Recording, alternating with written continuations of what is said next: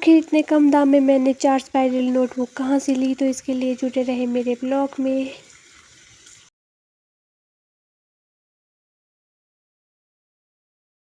हाय दोस्तों, तो welcome back to my new mini blog. तो मेरी ब्लॉग की शुरुआत हो रही है आज सुबह 6 बजे से। तो आज मैं जैसे ही उठी तो मैंने बाहर देखा कि बाहर तो बहुत बारिश लगी हुई थी।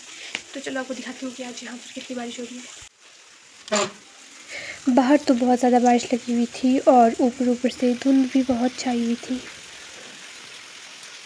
अब मैं कर रही थी कपड़े प्रेस, क्योंकि बाहर तो बारिश लगी, तो मैंने सोचा कि मैं सूट ही पहने जाए, क्योंकि काफ़ी टाइम बाद मैं सूट पहन रही हूँ। वैसे तो मैं रोज़ पहनती रहती हूँ कॉलेज के लिए, आज मैं सोचा मैंने बारिश लगी तो सूट पहना जाए।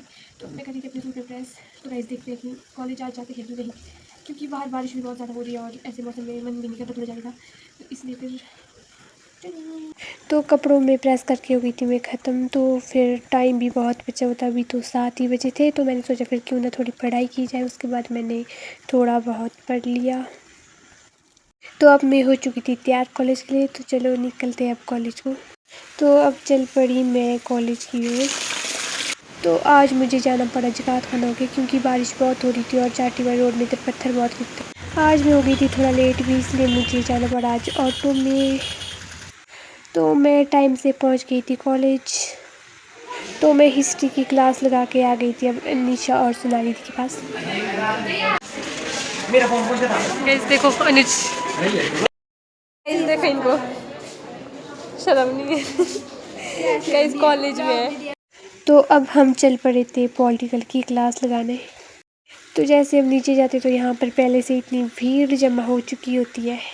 तो पॉलिटिकल की क्लास लगा के मैं चली गई थी हिंदी की क्लास लगाने, और यहाँ पर मैं पहुँच गई थी क्लास में। तो ये थे मेरे साथ और दोस्त। गाइस तो ऊपर से अब मौसम थोड़ा साफ़ होने लग गया था, थोड़ी सी धूप भी लग गई थी अब।